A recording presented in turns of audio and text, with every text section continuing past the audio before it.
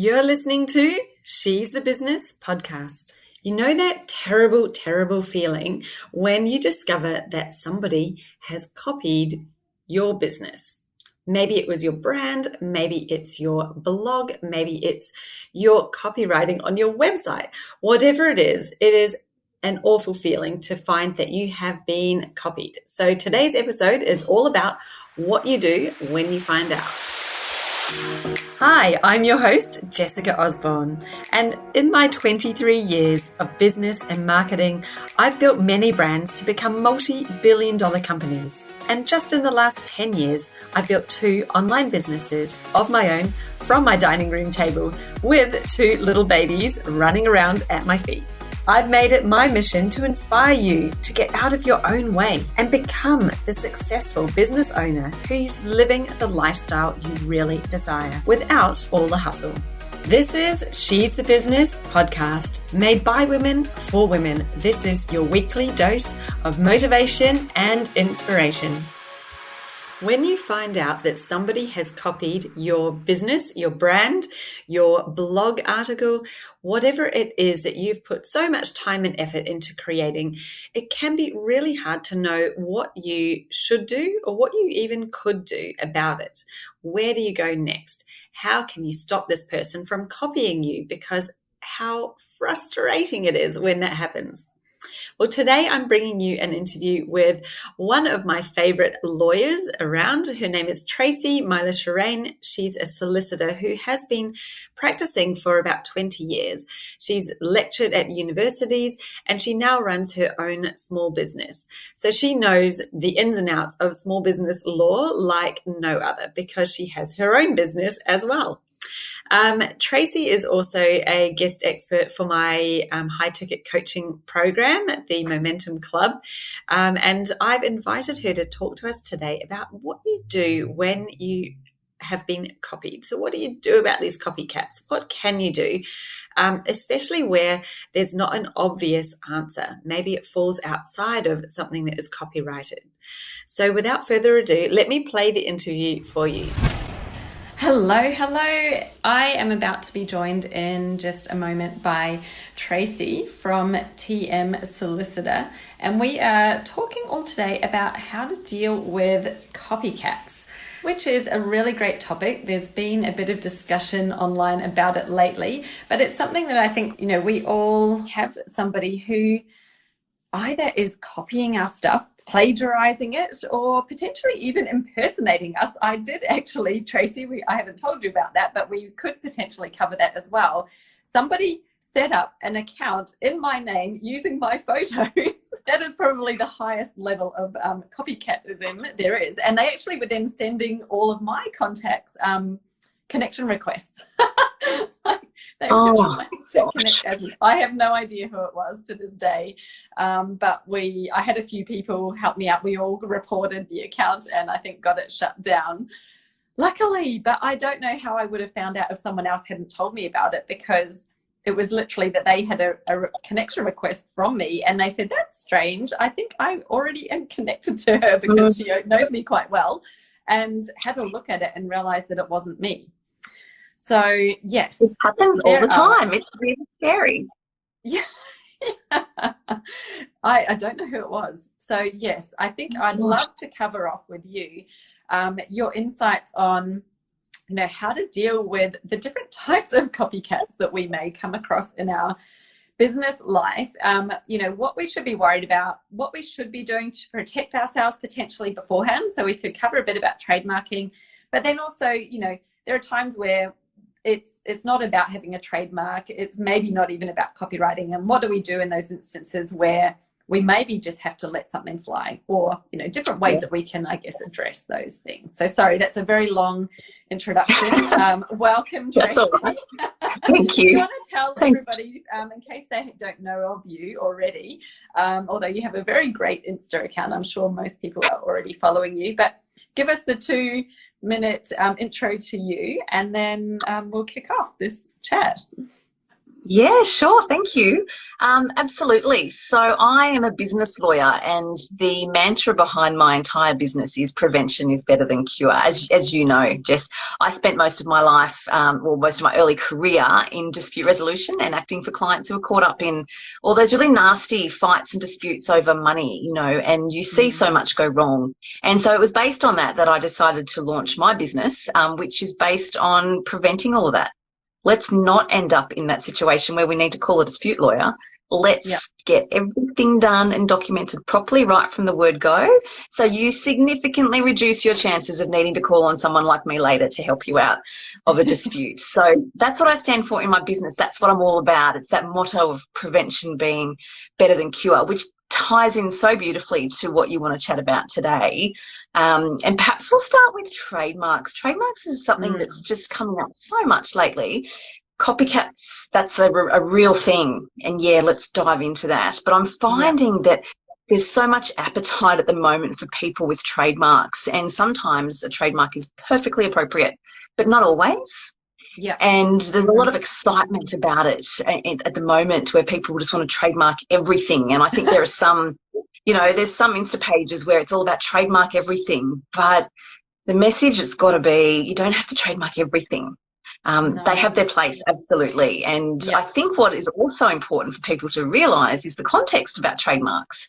It's actually a little more complicated than just going whacking in a trademark application at IP Australia and then preventing anybody ever from using that word or that phrase. It doesn't work like that. So, Jess, I don't know about you, but certainly my perspective is, if you are running a business and you've developed or built up some really goodwill and reputation, and your tagline or your business name is super important to you, such that you really need to preserve exclusive use of that name or that tagline within your industry, then yeah, absolutely investigate and explore a trademark application. But that's the key, isn't it, within your industry? Yeah, and that's the thing. Like, I think a lot of people don't realize that when you put a trademark application in, it is for what they call a class. And please correct me if I get any of the terminology wrong, because I'm not a lawyer, but I've spent enough time in corporate marketing and dealing with trademarks to know that, you can trademark even one specific piece of your brand. So it might be the image that is on your logo, not the words, or you can trademark the words, but they're actually two separate things. And then you can only trademark it in one industry class. So, a really great example was a company I was working for recently that was called NextDC, a data center company.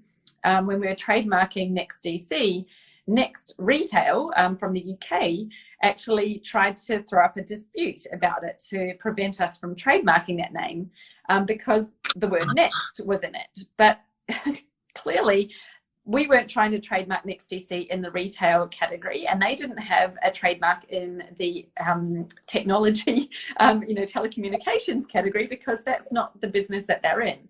And so that dispute was thrown out. They're not able to dispute that. There is no crossover, and there was no issue with it. And they were trying to say that there might be some confusion around the branding. However, we were able to prove quite easily that they were two completely different markets, where we're dealing with, businesses who are wanting IT services, and they're dealing with consumers who are buying clothes. Yeah, great example. That's such a good example. And I see that a lot of the time. So I've acted for companies we've actually put on notices of opposition and marched off to the federal court. Sorry, I hope you can't hear my dog. Marched off to the federal court to have really full-blown disputes and hearings before a judge about this concept of being misled and confusion. And it really does get complicated. And I think that that's part of the message that doesn't get out enough, especially for small business owners. It really is a complicated area. And some people, I do know that they think, I'm going to lodge an application for my trademark so that I've got exclusive use, and I'm going to pay for an application in every class. You have to pay per class. Each time you put an application, you've got to pay per class. So I'll just pay and tick all the boxes. Well, first of all, that's a lot of money. But secondly, you can't do that, because what you also need to do in your whole trademark journey is you need to be able to establish use in that industry. It's got to be genuine. Yeah, you have to And I prove think, it. yes, Yeah, you do. I And know then you we have to tried to continue to trademark use some it. brands before we'd actually launched them properly, you know, and it's impossible. Like, you actually Yeah. need to have proof of your use of it, and when it came about and how long you've had it for, and gosh, the amount of times you had to get together all this collateral to prove it. But the funny thing is as well, and this I guess is really important to know, having a trademark doesn't stop somebody from using your brand or stealing your, you know, your things anyway. It just means that you're more legally protected should you choose to take legal action against them. It doesn't prevent them from doing it. Someone can still not know that you've got a trademark, not care that you've got a trademark, and just do it anyway. And, you know, I think that in the moment, in this internet age, you know, everything that we do is online. We've got all of our, you know, and we share so much intellectual knowledge, and, you know, everybody, we're all in a real sharing place, and it's wonderful. And I think that, you know, that's one of the big fears that a lot of people have is, oh, I put this out there and someone's going to steal it. You know, and if they steal it and are using it for certain purposes, yes, that could be a disaster. It's just, you know, to what extent are they stealing it? You know, we can't prevent people from reading our things, learning it, and then potentially sharing it as their own knowledge, because now they've learnt it from you. And I think that's something I come across often. And it's totally fine. Like, I've done, you know, I would do the same thing. There's not much information that's totally unique. You know, most of us have learnt things from other people, and we've put it together, and then we're putting it out as our own you know, help to our audiences. So there's so much knowledge sharing, you know, and I find that that's such a grey area. So I'm interested to hear your thoughts on that as well. Like, what kind of things do people want to trademark? When should we not bother? And, you know, and is it even a consideration? Well, it's only going to be useful if you think that you are going to want to take legal action against it. Like, is it that important to you that you are going to? Because otherwise, if you're not going to use the trademark in, you know, in that way, is, you know, what is the real value of it? So that's a good question. No, that's all right. I'll start there with the trademark. So it can be really valuable if you, as I say, and the test is, do you need exclusive use of that name or tagline in your business? Then we go to the next level and look at the nature of it. If it's general descriptive words, you're not going to be able to use it. Take me, for example, TM Solicitor. That's my company name. That's my business name, because my name's Tracey Mylecharane. So we came up with TM Solicitor. I can't trademark that. It's too generic. TM are the acronyms for trademark anyway, and the word solicitor. So you can't trademark that. And the word solicitor, then everyone needs to be able to use that. So I can't trademark that. So that means somebody else can go and you trade as TM Solicitor. They can't register the company or the domain name or the business name because I have them, but I can't stop them trading as it if they want to. My tagline, do law differently. Well, they're very generic words. I'm not going to be able to trademark that tagline. But I can trademark, I can seek it to, put in an application for a trademark over my logo. So that is the way that, like the picture of the visual, the logo. So that means that other lawyers can use do law differently if they want to. And personally, I wish them luck. It's a great tagline. My copywriter came up with it, and I love it. But they can't use my logo because I have a trademark on that, just because of the way that it's stamped. So the question is, for any business owner, do you need exclusive use to the name or the tagline? And if you do, can you actually trademark it anyway? And if you can, then you can go through the process of putting in your trademark application. It can be really good when people are looking at launching courses, for example, or they're really putting in blood, sweat and tears in relation to a particular type of training style within corporations or something like that. The trademark can be really handy because it'll develop its own goodwill. And then to answer your question, what do you do if someone goes and infringes it and copies it and uses it? Well, you can send a beautifully drafted cease and desist lawyer from your business lawyer, and it makes your lawyer's work a breeze because you've got the registered trademark, they've infringed the trademark, it's plain as day, beautiful cease and desist letter, and all of a sudden they'll stop. That's heaven on a stick scenario. If they don't stop, it comes to your point. Do you want to march off to court and spend thousands and thousands, and I mean tens of thousands of dollars to contest it? Depends. Is it worth that much to your business? And then we start making some really commercial decisions. So they're good in certain circumstances, but sometimes it can be ineffective for you. Yeah. Which brings me to something that's like, I guess, you know, what I feel like it wouldn't be trademarkable in a way. Like, what if someone's copied your program or even your business? I've actually heard of this happening. So someone has a business and then one of their employees has left and literally set up almost the exact same business. Like, you can't stop someone doing it, but then the person was ripping off a whole lot of their messaging and copy off the website, which I think that's getting into the place where you could send a cease and desist letter because it's published, even though, you know, you can't trademark your website copy, but you could still address that in a legal manner. Is that right? Yeah, because you have copyright in that. So that's different. So we'll park trademark for the moment. We've talked about that. Sorry, copyright is in a full segue. No, that's good. I was headed there anyway. Copyright is what you actually automatically own in something you produce. So just say you've got blogs, and this happened to a client of mine recently, in fact. You publish blogs on your website to add value to your community, and somebody copies and pastes your blog. If your blog is an original piece of work that you've drafted to add value and based on your skill set, then you have copyright in that. You don't need to go and apply somewhere to protect it. The law automatically gives you protection. So someone goes and copies and pastes it, it's very easy to identify that it's literally a copy and paste. Cease and desist letter sent by me, within 12 hours it's gone, because you are then within your rights to take further action, and to lay down misère. You would absolutely be successful in something like that. Yeah. The tricky part. Oh, if they're overseas, it depends. So, well, your jurisdiction's still here, but I tell you straight out, it's bloody hard to sue somebody overseas. Yeah. It's going to cost, it can be done, totally. Yeah. But in this day and age, with everything digital. Would they? Like, I mean, you're not going to sue someone over copying a blog, but maybe I've actually got a client who's a doctor, and she did her full doctorate. Maybe it was even her professorship. Anyway, she had printed like loads of research and all of this original work that's cost her thousands and thousands and thousands to produce.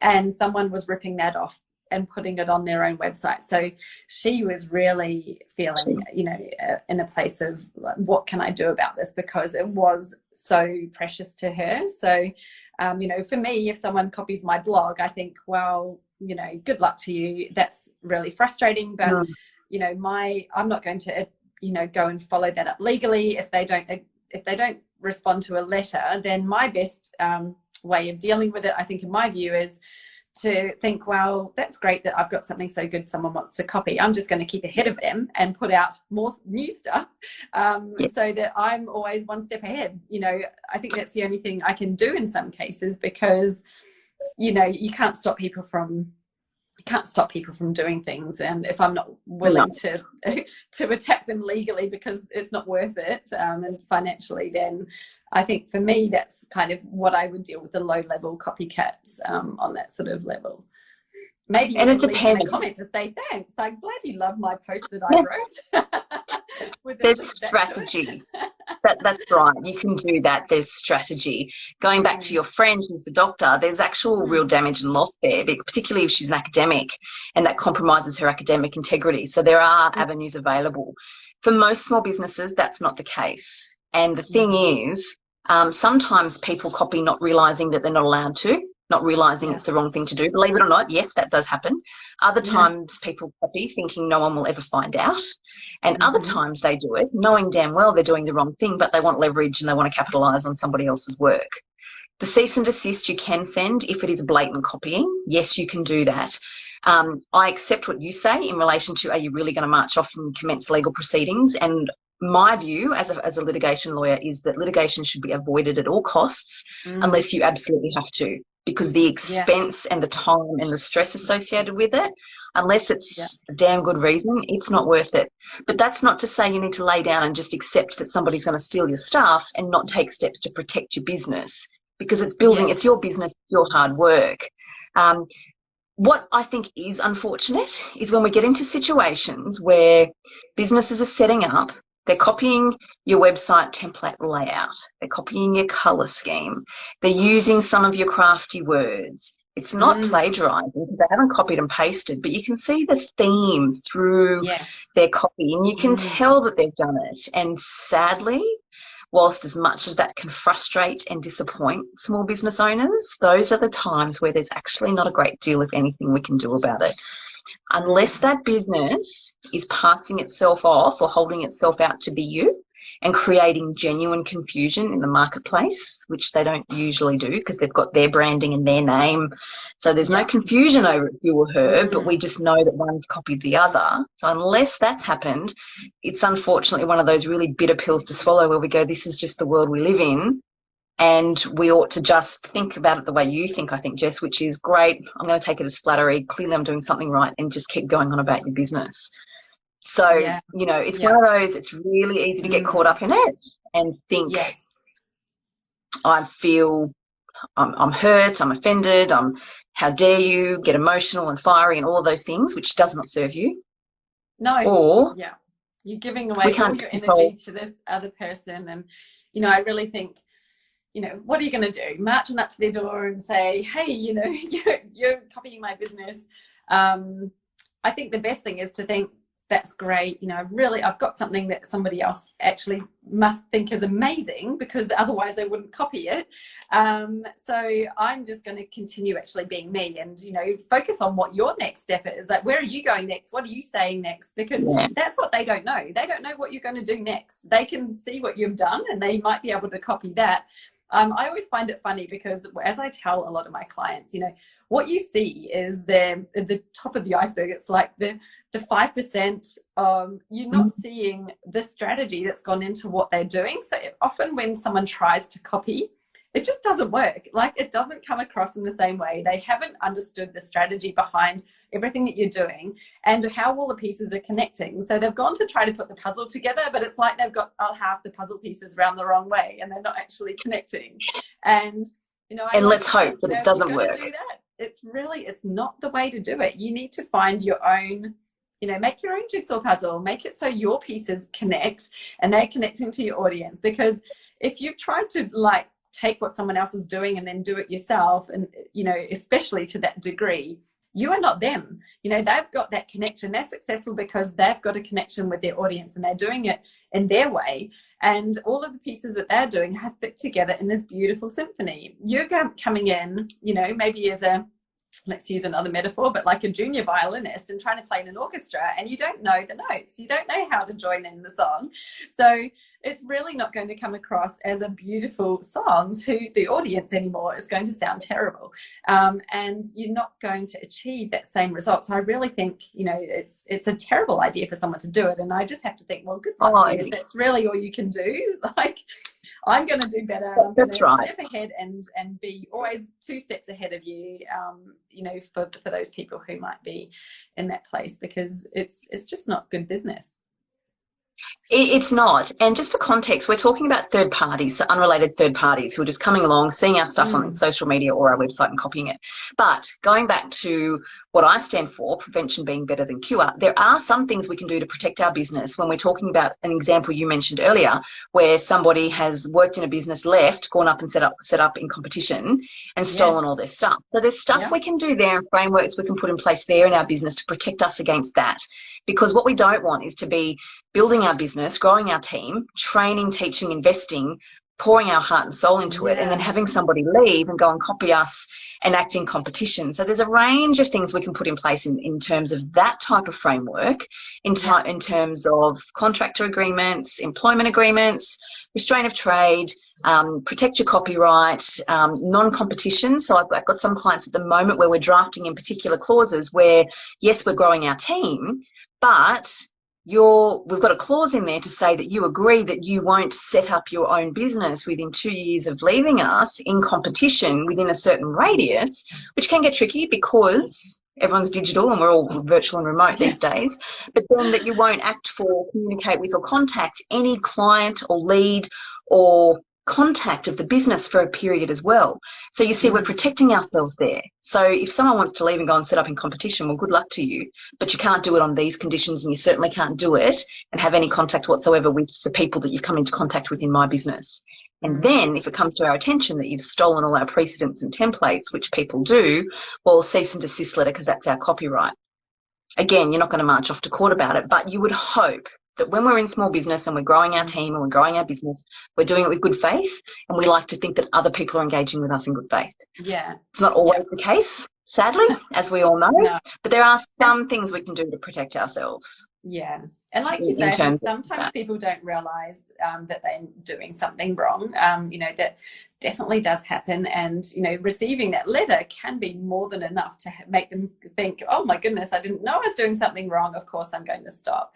And it's probably just that 1% of people who are doing something knowingly, that may not respond to that letter. So it's amazing how a good letter, really. And like you say, just knowing what you can protect up front with simple things like your agreements with your your contractors or your staff, and knowing what when you enter into that sort of engagement with them to be protecting potential fallout in the future if they they leave and decide to go into competition. That's interesting. What are you finding people are talking about mostly at the moment? Because obviously that's not to do with trademarks. There's been a lot of talk about trademark. Has there been much talk about people who are, I guess, plagiarising their business or their systems? So there's been a lot lately. There's a recurring theme. So yes, trademarks is something that I'm talking to more and more people about, but I like to make sure that people are just making informed, educated decisions. So yes, we're doing some of those. Others are realising it's really not worth the effort. But what is happening is people are literally, this has happened a few times over the last little while, copying, pasting stuff from someone's website, i.e. a blog, pasting it on their own, but guess what? They're not actually taking the time to go and remove the links. So when you click on the link, it's still going back to the first person's website. Like, it's a pretty blatant breach of copyright. So that's happening. And very easy to prove. Yes, it is. And it means that they're very receptive. On your website. No, I don't. Yes, you do, because it's got my links. Yes, you do. That's right. So it's very easy to write those effective cease and desist letters in those circumstances. And so I am seeing a lot of that. But the other thing that I am seeing with clients are getting a bit frustrated, well, a lot frustrated, is people are copying themes. So interior design, for example, business in Sydney, someone's in Newcastle, guess what? Similar name, same font, similar colour palette. My clients are finding it disheartening, but there's actually nothing there you can pinpoint to say, well, it's just, you're making a clear distinction that it's your business, not mine, so there's no passing off. There's no breach of copyright because you've changed all the words. You're just making the look and feel very similar, and there's no blatant copying, so there's no copyright issue. So it's just, it quite literally is one of those, got to chalk that up to, this is the risk of being in the online environment these days, and let's look at it as flattery and keep going on about your business and doing what you do well. That's what I'm seeing a lot of lately, which is a shame. But like I say, I think it's the small percentage that are doing it, and the rest of us are just out there doing our best, serving our community and doing it in good faith. And you just hope that then gets reciprocated. Definitely. And I just don't understand someone who would do that, because they've created their brand for their business based on their own values and who they are. And for someone else to go, well, we'll create our own one that looks similar, the look and feels the same as a couple of different words, but it's nothing unique there. What is the essence? What is the essence of your business? What is your brand? That's the kind of thing that's really just going to fall flat, because you haven't actually approached it from the strategic viewpoint. You're just taking something that someone else has done and trying to apply, do your version of it over here. It would be like, trying to copy an artist's drawing by redrawing it yourself. It's just like, it's not going to be the same. It's not going to work the same way. And I don't think they have good business coaches, if any business coaches at all, because there is no business coach on the planet that would condone that. And if you did have a good business coach on your team, then you know how to deliver out to the universe and into the world your own unique brand and product. So it's really lousy. I don't see longevity in it. I think it's a shame. I think it undermines the credibility of the new business as well. And it just really highlights the fact that they're really not original, nor are they authentic. So for me, that leaves a sour taste. And I think that's really important. There's authenticity in what we do. Yeah. And if I was a client and I had that sort of like, oh, that looks really familiar, and I knew the other business, it would straight away discredit that company to me. So there's such a huge risk even in adopting that strategy in the first place. it makes it mind-boggling why someone would actually think that's a good idea.